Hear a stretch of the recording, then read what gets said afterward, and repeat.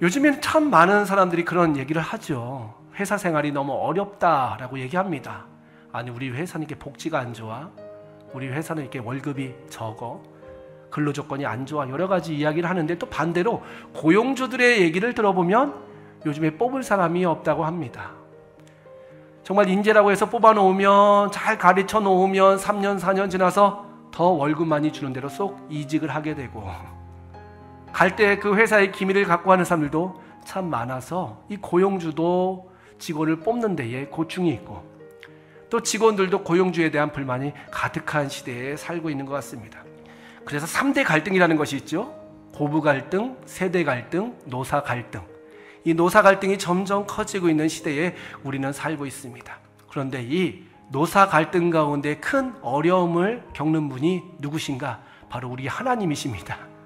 하나님도 직원을 좀 채용해서 하나님 나라를 아름답게 세워가길 원하시는데 적임자가 나타나지 않아서 고심하고 계신 것입니다. 마태복음 9장 37절 이하에 보니까 예수님께서 친히 이런 말씀을 하셔요. 제자들에게 이르시되 추수할 것은 많되 일꾼이 적으니 그러므로 추수하는 주인에게 청하여 추수할 일꾼들을 보내주소서 하라. 주님께서는 추수할 것이 너무 많은데, 오늘날로 따지면 정말 경영해야 될 것, 운영해야 될 것이 너무 많은데 일꾼이 없다, 자원자는 많지만 적임자가 없다라는 탄식을 하고 계신 것입니다. 이사야 6장 말씀에도 동일하죠.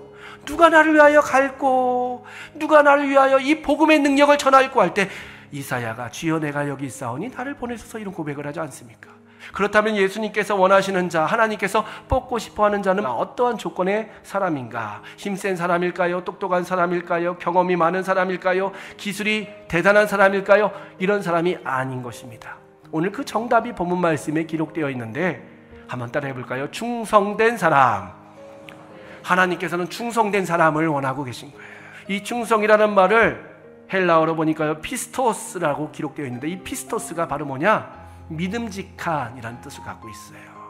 충성된다 해서 열심히 일하는 사람이 아니라 믿음직한, 다시 말해서 주인이 맡길 만한, 신뢰할 만한 그런 뜻을 가지고 있습니다. 주님께서는 어떤 사람을 원하신다고요?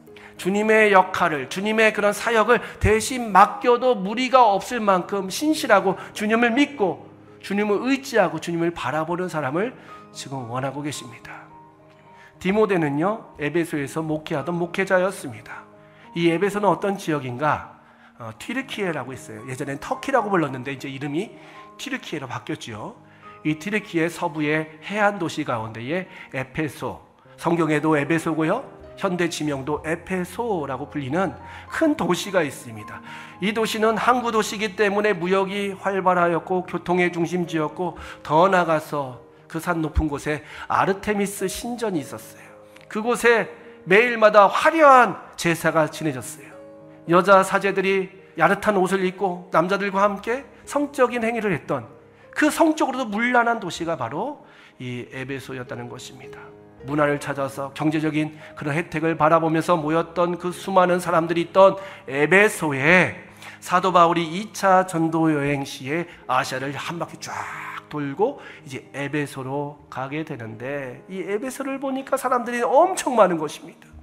그런데 하나님을 몰라요. 그리스 로마 신화만 알고 있습니다. 그래서 그곳 가운데 복음을 전하고 하나님 나라를 선포하고 교회를 세우게 됩니다. 그리고 3차 전도 여행 때는 아예 작정하고 에베소를 가게 됩니다. 가서 2년 동안 머물면서 그곳에서 매일마다 강론을 하죠. 두란노 서원이라는 곳이 바로 에베소에 있는데, 그곳에서 수많은 사람들과 함께 토론도 하고 말씀도 증거하는 그런 사역을 하게 돼요. 그리고 교회가 세워졌습니다. 그러니까 에베소에 대해서 얼마나 공을 들였는지 아시겠죠? 에베소는 눈물과 기도와 헌신과 모든 것을 다 쏟아 부으면서 지은 그 하나님의 아름다운 교회가 있던 장소였습니다. 그곳에 이제 사도 바울은 떠나게 되었고 후임 목회자로 디모데를 세우게 된 것입니다. 그러니까 디모데에 대한 애착이 얼마나 크겠어요. 디모데에 대한 또 바람이 얼마나 많이 있었겠습니까? 그런데 이 디모데가 나이가 어렸습니다. 나이가 젊었어요. 경험이 없어요. 순수한 마음은 있었지만, 하나님의 종으로 헌신하였지만 경험도 없고 목회 현장에서 무엇을 해야 될지 알지 못하는 상황 가운데서 사도 바울은 나이가 많아서 디모데 전서와 후서의 말씀을 통하여 디모데에게 세 가지를 당부하고 있어요. 첫 번째는 뭐냐면 이 에페소는 너무나 거짓 사상들이 가득하고 음란한 것들도 가득하고 이단의 세력이 들끓고 있다. 교회를 지켜다오라는 거예요. 이단 세력이 교회에 들어오지 못하도록 내가 진리에 서서 잘 사람들을 감시하여서 문제를 일으킨 사람을 쫓아내고 거짓 교리로부터 교회를 보호하여 달라라는 것이 첫 번째 부탁이었고요. 두 번째 부탁은 바로 뭐였냐면 교회 안에서 신실하고 충성된 일꾼을 세워달라. 교회를 지키기 위하여 혼자 싸우지 말고 너의 믿음의 동역자들, 진리 안에 서 있는 자들, 주님을 위하여 충성과 헌신이 준비되어 있는 자들을 세워서 함께 교회를 아름답게 세워달라라는 것이 두 번째 부탁이었고, 세 번째 부탁은 디모데야, 네가 이제 앞으로 어려운 시기가 닥칠 터인데 네 마음을 새롭게 하였어. 네 마음을 강하게 하여서 흔들림 없이 목회자로서, 주의 종으로서, 하나님의 사람으로서 신실하게 살아가라. 이것이 세 번째 부탁이었어요.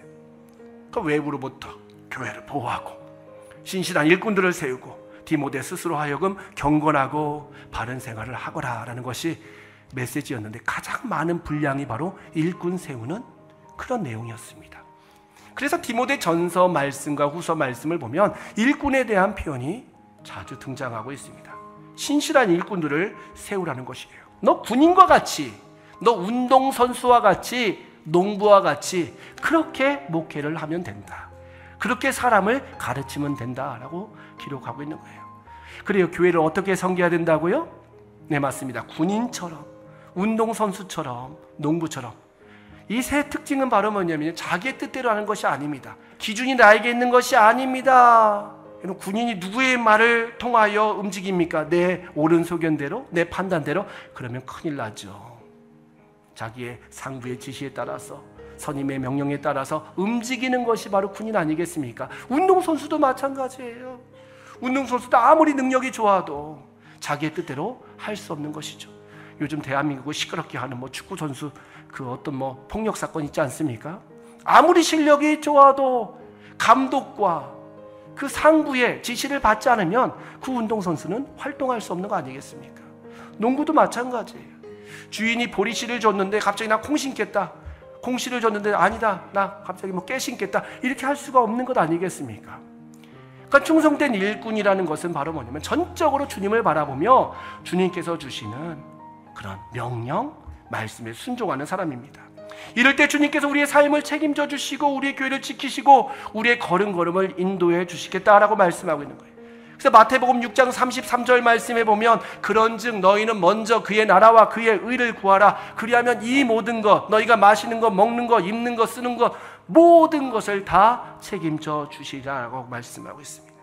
오늘 주님께서 원하시는 사람은 과연 누구일까? 다시 한번 우리가 주님 앞에 질문하면서 주님의 뜻에, 주님의 마음에 동참할 수 있는 지혜를 열어달라고, 또 이런 지혜를 통하여 우리 교회 가운데 신실한 일꾼이 아름답게 세워지는 복된 은혜가 있으시기를 주님의 이름으로 축원합니다.